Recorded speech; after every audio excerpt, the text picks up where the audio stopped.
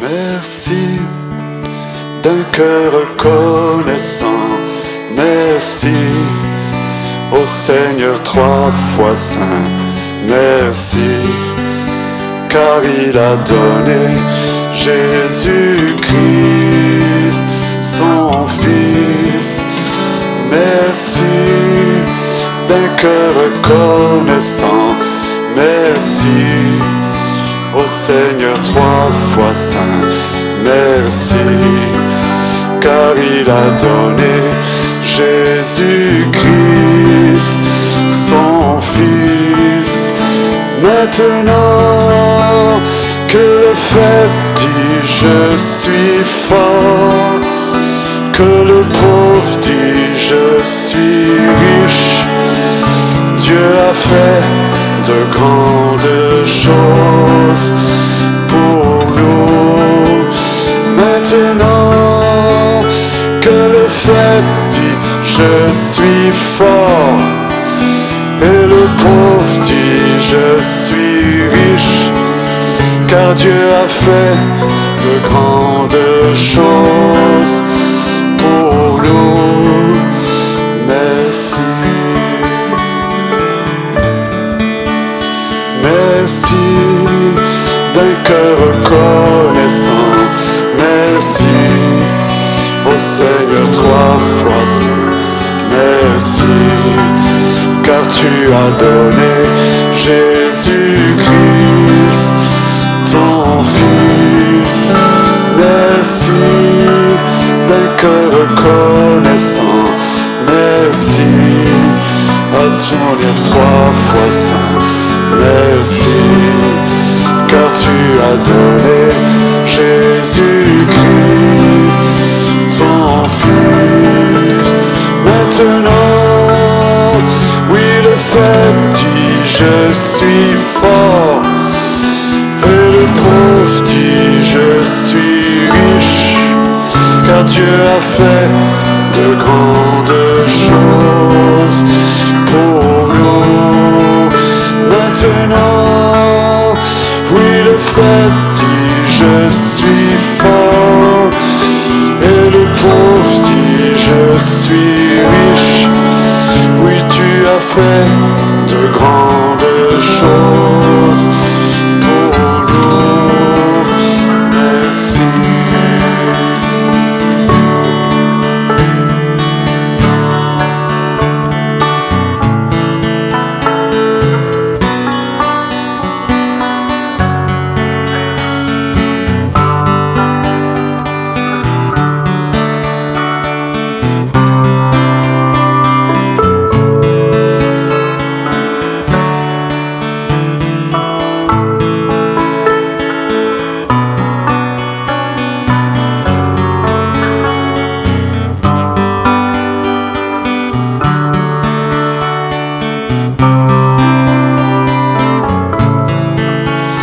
Maintenant que le faible dit je suis fort, et le pauvre dit je suis riche, oui, Dieu a fait de grandes choses pour nous. Maintenant, oui, le faible dit je suis fort, et le pauvre dit je suis riche. Oui, Dieu a fait de grandes choses pour nous. Merci.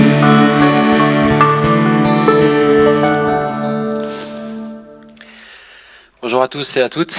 Bonjour à ceux qui nous suivent et qui nous regarderont après sur les vidéos. Je voulais les saluer en particulier. Et aussi remercier, j'aime bien démarrer souvent mes messages en remerciant les uns et les autres pour les œuvres qui ont été faites. Et je pense en particulier à toute l'équipe de louanges et toute l'équipe technique qui, quand le confinement a été annoncé il y a un mois, se sont engagés pendant 11 heures ici, quasi non-stop, pour pouvoir enregistrer les messages que vous avez pu suivre, et qui ont aussi bossé des heures de louange pour vous apporter aussi de la louange.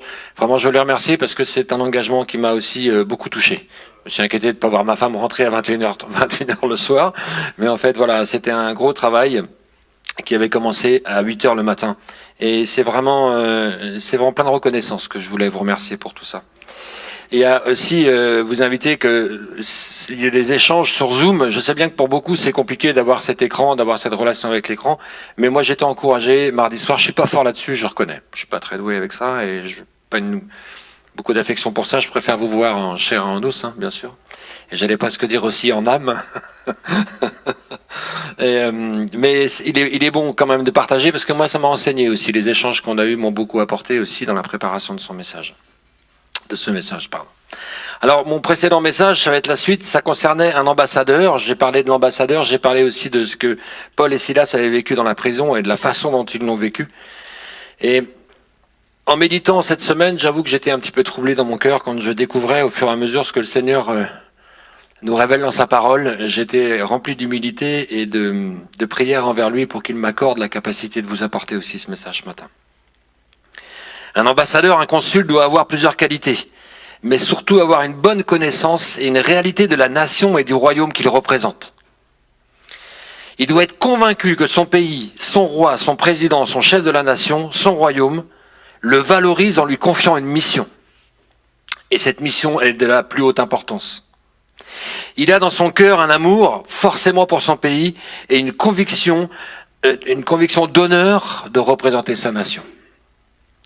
Alors Pierre-Yves, et je le remercie pour son message qu'il nous a partagé récemment, nous a montré comment on peut avoir trois dimensions dans notre vie. Et je crois que la dimension intérieure d'un ambassadeur a commencé par le savoir, par la connaissance qu'il a de son royaume, qu'il a aussi d'intimité avec ceux qui sont les responsables dans ce royaume. Ça, c'est le savoir qu'il doit acquérir. Il a aussi un savoir-être, il a construit son identité d'ambassadeur par une proximité intime avec ceux qui sont à la tête de ce royaume, ou avec celui qui est à la tête de son royaume. Et il a acquis aussi un savoir-faire, la connaissance, le savoir-être et le savoir-faire. Il est à même de parler et d'agir selon les règles de son royaume, de sa nation, afin d'en être un digne représentant. Un ambassadeur qui sert son pays, et j'allais dire qui sent bon son pays. Et j'aime l'expression que Yannick m'a apprise qui dit que un bon berger sent la brebis. C'est bien ce que tu dis, hein. L'ambassade est une extension, alors vous savez ce que c'est une ambassade, hein, c'est une extension de représentation diplomatique d'un État auprès d'un autre, et ce d'une façon permanente, en particulier par une représentation physique avec le bâtiment, matériel sur un territoire qui lui a été donné, où sur ce lieu s'appliquent les lois et les politiques de l'État du royaume en terre étrangère. C'est un petit résumé et je vais engager aussi parce que je crois que la parole de Dieu nous a enseigné sur le royaume et c'est là-dessus que je voudrais venir ce matin. Il est à noter que tous les textes qui se rapportent au royaume de Dieu se trouvent dans le Nouveau Testament et non pas dans l'Ancien Testament. Il y en est de même pour ce nom qui est utilisé, le royaume des cieux, qui se trouve exclusivement dans les livres de Matthieu. Alors le Nouveau Testament, au fur et à mesure qu'on lit et qu'on découvre, c'est comme si on nous dévoilait, comme si le voile se levait sur la compréhension du royaume de Dieu et sa proximité à se manifester. Je vous invite à ouvrir vos Bibles dans le livre de Matthieu au chapitre 3 et ça commence dès le début avec une révélation qui nous est faite par un prophète. Chapitre 3, verset 1, il nous est dit, en ces temps-là parut Jean-Baptiste prêchant dans le désert de Judée, et il disait ceci, repentez-vous, car le royaume des cieux est proche. Jamais le royaume des cieux n'avait été aussi proche. Si Jean est inspiré pour pouvoir prophétiser de cette façon-là, c'est parce que le royaume, à ce moment-là, s'est rapproché. Et il s'est rapproché d'une façon très simple, nous allons le voir dans la rencontre qu'il fait avec Jésus dans la suite de ce chapitre. Et Jean témoigne qu'il est Jésus l'agneau de Dieu. Alors, immédiatement après son baptême, Jésus a été transporté dans le désert. Et là, il y a eu un combat, j'allais presque dire un combat de royaume. On va retrouver Jésus après un jeûne de 40 jours. Je ne sais pas si vous savez ce que ça veut dire, 40 jours, la souffrance que ça peut enclencher. Chapitre 4, après le baptême de Jésus, alors Jésus fut emmené par l'Esprit dans le désert pour être tenté par le diable. Et après avoir jeûné 40 jours et 40 nuits, il eut faim. Le tentateur s'étant approché de lui, « Si tu es fils de Dieu, ordonne que ces pierres deviennent des pains. » Et Jésus lui répondit, « Il est écrit que l'homme ne vivra pas de pain seulement, mais de toute parole qui sort de la bouche de Dieu. » Le diable le transporta dans la ville sainte, le plaça sur le haut du temple et lui dit, « Si tu es le fils de Dieu, jette-toi en bas, car il est écrit, il donnera des ordres à ses anges à ton sujet, et ils te porteront sur les mains, de peur que ton pied ne heurte contre une pierre. » Et Jésus lui répondit, « Il est aussi écrit, tu ne tenteras point le Seigneur ton Dieu. » Et le diable insiste, au verset 8, il lui dit ceci, le diable le transportant encore sur une montagne très élevée, lui montra tous les royaumes du monde et leur gloire. Il lui dit, je te donnerai toutes ces choses si tu te prosternes et tu m'adores. Et Jésus lui dit, retire-toi Satan. Et Satan lui obéit, s'est retiré. Il lui dit, retire-toi Satan, car il est écrit, tu adoreras le Seigneur ton Dieu et tu le serviras lui seul. La troisième tentation qui a agressé le Christ dans cette souffrance du jeûne et dans ses limites physiques, on dit que naturellement, un jeûne de 40 jours est la limite qu'un homme peut supporter. Et dans cette troisième tentation, c'est le pouvoir qui lui est proposé, et le pouvoir sur des royaumes. Et il nous est dit dans la traduction grecque, ça s'appelle les cosmos. Les cosmos, c'est tout ce qui est le règne avec la capacité de la force de l'homme.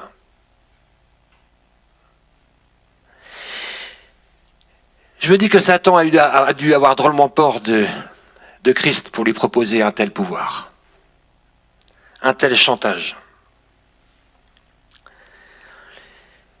Christ refuse et lui rappelle qu'il est en pleine soumission à Dieu. Et c'est la seule solution pour établir un véritable royaume qui n'est pas un royaume de cosmos, de puissance physique, de puissance d'intelligence, de puissance matérielle, mais c'est un royaume qui est d'une puissance céleste. Ce n'est pas un royaume qui est temporel, c'est un royaume qui est éternel. Et pour établir ce royaume, il n'y a pas d'autre solution que de passer par la soumission à Dieu. Tu adoreras le Seigneur ton Dieu et tu le serviras lui seul. Et immédiatement, Christ, au chapitre 4, dans la suite de cette rencontre, il a commencé son ministère. Au verset 17, il nous est dit ceci. Dès lors, Jésus commença à prêcher et à dire « Repentez-vous, car le royaume de Dieu, car le royaume des cieux est proche. » Il y a une percée de ce royaume qui commence. Il y a quelque chose d'une colonne de lumière, une colonne céleste qui est arrivée en Christ et qui va se répandre. Il y a une autorité que Christ a été donnée à Christ par son Père, non seulement pour refuser la tentation des royaumes, mais l'obéissance à Satan que l'Antéchrist acceptera pour régner sur les royaumes, sur l'ensemble de la terre. Vous savez, Jésus sait de quoi il parle quand il parle en termes de royaume. Ce n'est pas un terme qu'il utilise à la légère. Il les a vus. Il a vu la puissance des royaumes. Il a vu la folie des royaumes. Dès lors, on voit naître un message, un enseignement complet de la part de Jésus pour expliquer et développer une véritable révolution, une lumière qui pointe, comme je vous disais, pour l'éclairage d'un nouveau royaume. 6 paraboles sur 39 dans les évangiles nous parlent du royaume de Dieu. 40 fois c'est cité dans le Nouveau Testament. Les évangiles et lettres des apôtres nous amènent à la compréhension que nous sommes appelés à vivre autre chose, à bâtir autre chose, à saisir et à comprendre le royaume de Dieu. Le royaume dans nos vies, par notre connaissance, au travers de nos vies, dans le savoir-être, et par nos actions dans nos vies, le savoir-faire. L'homme ne vivra pas de pain seulement. On a pu, mardi soir, rappeler le passage que j'avais lu dans mon précédent message, et on va le partager si vous voulez bien, dans 2 Corinthiens, au chapitre 5.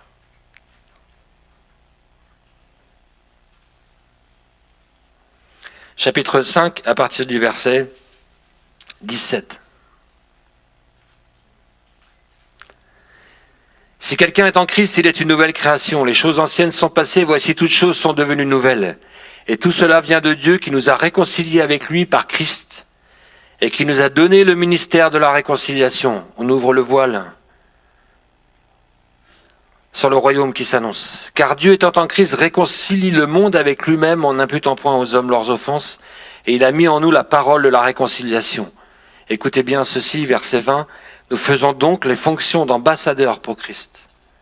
Comme si Dieu exhortait par nous, nous vous en supplions au nom de Christ, soyez réconciliés avec Dieu.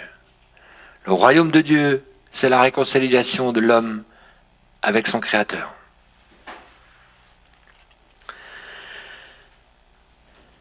C'est le seul royaume qui a traversé les siècles. La proposition que Satan a faite à Christ était des royaumes temporels. Tous ces royaumes aujourd'hui ont disparu. Toutes ces puissances et toutes ces autorités ont été effacées. Il reste quelques poteaux, quelques ruines, quelques colonnes. Mais que reste-t-il de tous ces royaumes? Aujourd'hui, le seul royaume qui a traversé les âges et les siècles, c'est le royaume de Dieu. C'est sa parole, c'est son enseignement. Aucun royaume n'a résisté comme l'œuvre du Saint-Esprit en nous. Aucun royaume n'a pu bâtir ce que l'Église a bâti. Je ne parle pas en termes de bâtiment, mais je parle en termes de vie nouvelle, de conversion, de révélation, d'âmes sauvées, d'âmes rattachées au royaume de Dieu. Aucun royaume n'a pu faire ça. Et vous savez que ce royaume spirituel continue à bâtir un salut, des églises par millions. Par millions. Des âmes sauvées, des vies transformées avec puissance dans la vérité en Jésus. Son royaume n'est pas de ce monde, n'est pas cosmos, n'est pas matériel avec cette puissance qu'on veut aller chercher.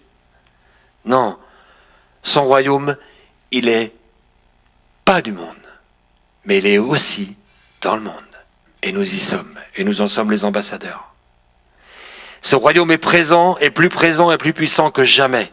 Il n'y a jamais eu autant d'ambassadeurs du royaume céleste en nombre depuis 2000 ans. Vous êtes toujours avec moi? Et les paroles de Jésus résonnent aujourd'hui encore plus que jamais.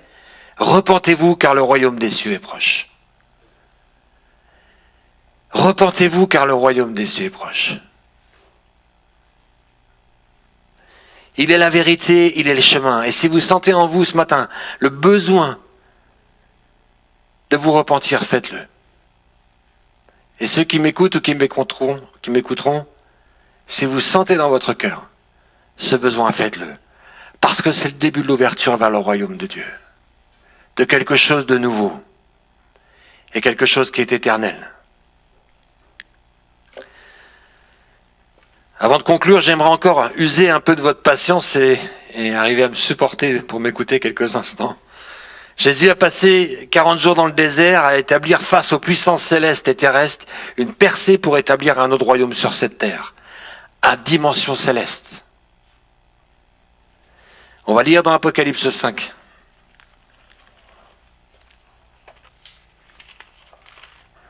Par division de ce royaume. Il dit ceci, chapitre 5 de l'Apocalypse, quand il eut pris le livre,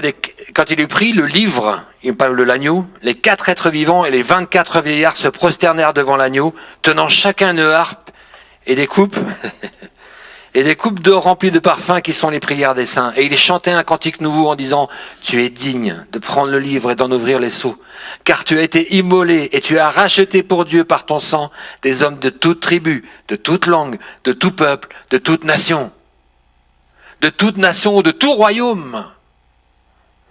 Et tu as fait d'eux un royaume et des sacrificateurs, des ambassadeurs pour notre Dieu, et ils régneront sur la terre.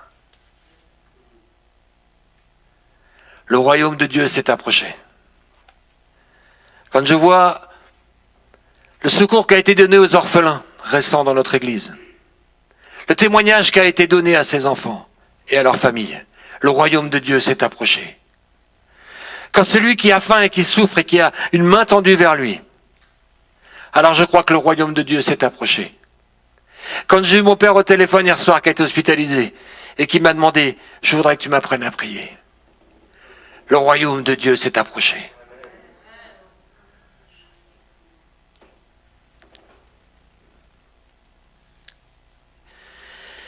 Luc 12, 32 nous rappelle ceci dans les paroles de Jésus. Votre Père a trouvé bon de vous donner le royaume. Quelle grâce! Luc 12, 22, 29. Je dispose du royaume en votre faveur. Il en dispose pour que nous soyons en responsabilité pour être des ambassadeurs conscients de qui il représente.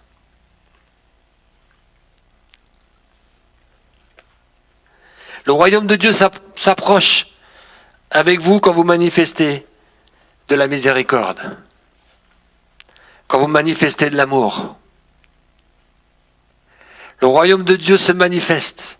J'ai entendu le témoignage d'un surfeur de Christian Surfers qui était à la Réunion et qui était en train de se camer dans la rue, en train de crever. Et il y a un gars qui est passé et qui lui a dit « Tu fais quoi? Viens avec moi prendre un café. Viens déjeuner avec moi, j'ai pas déjeuné, je t'emmène. Viens avec moi. » Le gars était crassou comme il n'y avait pas. Ça lui a posé aucun problème à l'autre surfeur. Et aujourd'hui, ce gars est témoin et vous verriez le témoignage qu'il a. Le royaume de Dieu s'est approché de lui.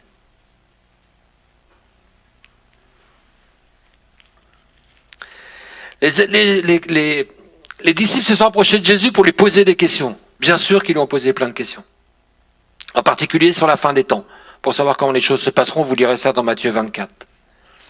Et dans le chapitre de Matthieu, le chapitre 25, il nous est rappelé une vision du royaume de Dieu.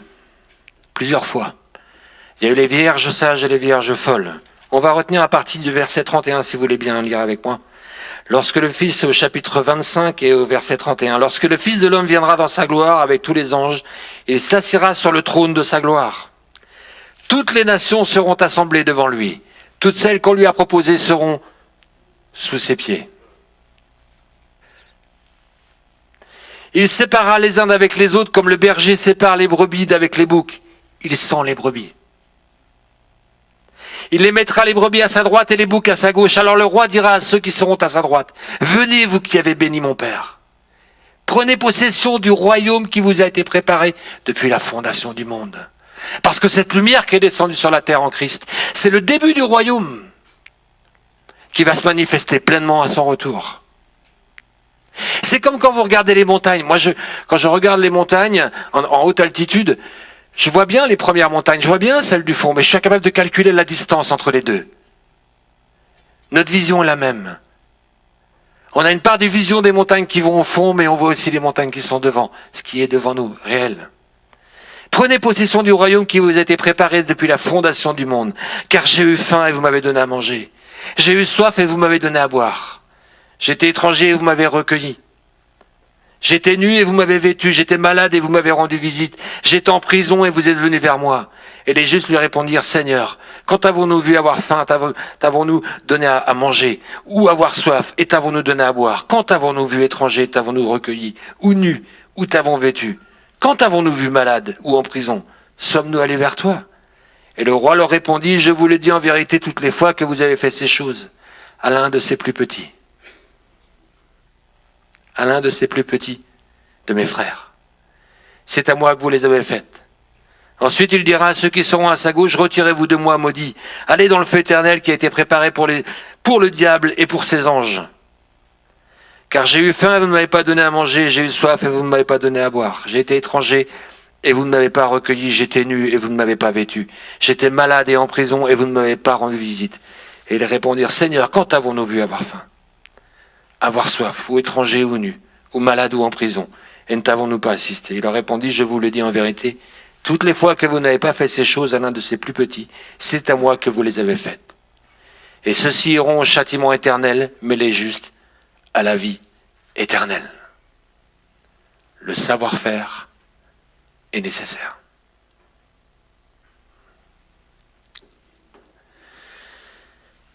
Annoncer la réconciliation, mettre ses mains au service. Bernanos, qui était un philosophe, disait « Dieu n'a pas d'autre main que les nôtres pour se mettre au service de Dieu ».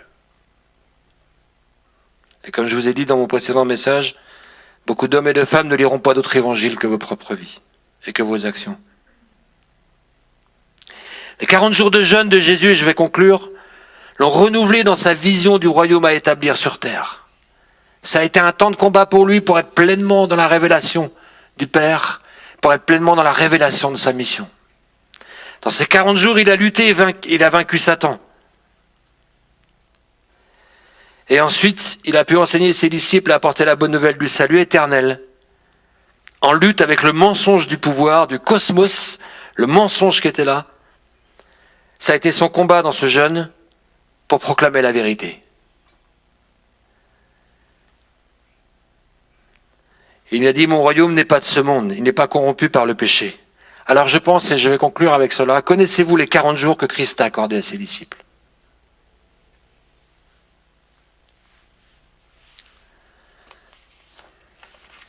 Je vais vous inviter dans le livre des Actes. Il a appelé le livre des Actes des Apôtres, il aurait pu s'appeler aussi le livre des Actes du Saint-Esprit. Ces 40 jours sont importants. Et on va le lire tout de suite. Chapitre 1 des Actes, au verset 2. Jusqu'au jour où il fut enlevé au ciel après avoir donné ses ordres par le Saint-Esprit aux apôtres qu'il avait choisis. Après qu'il eut souffert, il leur apparut vivant et leur donna plusieurs preuves, se montrant à eux, écoutez bien ceci, pendant 40 jours, en parlant des choses qui concernent le royaume de Dieu. Pendant les 40 jours que Jésus a passé auprès de son Père, dans le jeûne, pour être enseigné pleinement sur le royaume de Dieu. Il a consacré 40 jours après sa résurrection pour enseigner ses disciples, malgré les 3 ans qu'ils avaient pu vivre. Avec lui à ses côtés, ils avaient besoin de ces 40 jours dans sa présence pour être enseignés sur un sujet, sur le royaume de Dieu. Et les disciples ont reçu une puissance comme nous, de grâce et d'autorité dans le Saint-Esprit pour nous accorder une révélation sur sa parole. Et nous révéler le royaume de Dieu. 40 jours en parlant des choses qui concernent le royaume de Dieu. C'est pour ça que dans ces révélations, dans ce qu'ils ont vécu, tout l'enseignement du Nouveau Testament nous révèle Christ et nous révèle les projets de Christ pour l'humanité et pour chacun d'entre nous. Il nous révèle le royaume de Dieu. 40 jours pour leur parler du royaume de Dieu, pour apprendre en détail la vision de Dieu pour son royaume. 40 jours pour entendre de Christ comment le royaume de Dieu doit s'établir sur terre comme au ciel. Prière que Jésus nous enseignait, Matthieu chapitre 6, verset 10, que ton règne vienne, que ta volonté soit faite sur la terre comme au ciel. Toutes les lettres et les enseignements sont là. Et depuis 2000 ans, cette puissance du Saint-Esprit peut nous permettre de recevoir les révélations du royaume pour commencer à établir le royaume de Dieu sur terre. Vous êtes toujours avec moi? Être enseigné, la connaissance, au travers du voile, par Christ. Savoir être en nouveauté de vie pour une vie nouvelle, écoutez ceci, savoir être, c'est en nouveauté de vie pour une vie nouvelle sur terre, dans l'espérance d'une nouvelle vie dans le royaume. Je vous la répète, celle-là? C'est une formule, hein? En nouveauté de vie pour une vie nouvelle sur terre, dans l'espérance d'une nouvelle vie dans le royaume céleste. Il avait dit à ses disciples, vous irez jusqu'aux extrémités de la terre. La parole de Dieu a été prêchée et le royaume de Dieu a été prêché jusqu'aux extrémités de la terre. Alors notre savoir-faire d'être ambassadeur pour annoncer la réconciliation du pécheur condamné aux chrétiens sauvés et apporter l'eau, le nécessaire, le vital et l'amour à celui qui en manque. Pour conclure, je dirais que nous avons reçu un titre de dignité qui est celui d'être enfant de Dieu, d'être chrétien. Nous avons reçu une dignité dans la mission, celui d'être ambassadeur. Et nous avons reçu la dignité dans le salut, qui est celle d'être héritier du royaume de Dieu. Amen. On va prier si vous le voulez bien. Seigneur, nous te remercions de... je trouve que mes mots sont un peu courts de te remercier. Pour ta parole, pour ta vérité, pour...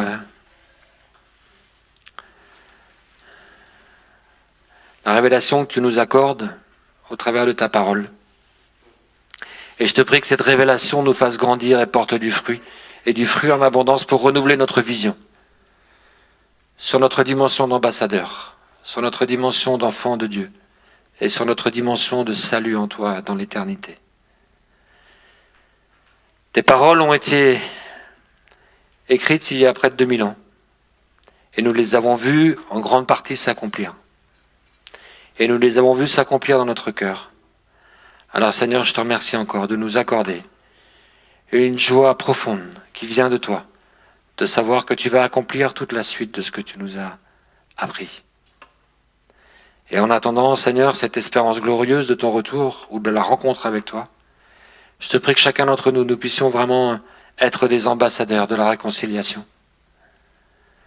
Pouvoir donner à celui qui a soif ou à celui qui a faim. De pouvoir partager, Seigneur, et de manifester l'amour. Je veux te remercier pour l'Église, je veux te remercier pour eux. Mes frères et mes sœurs, je veux te remercier pour tous ceux qui se répandent sur la terre. Et je te remercie de garder encore les uns et les autres dans la foi et dans l'espérance. Amen, Seigneur.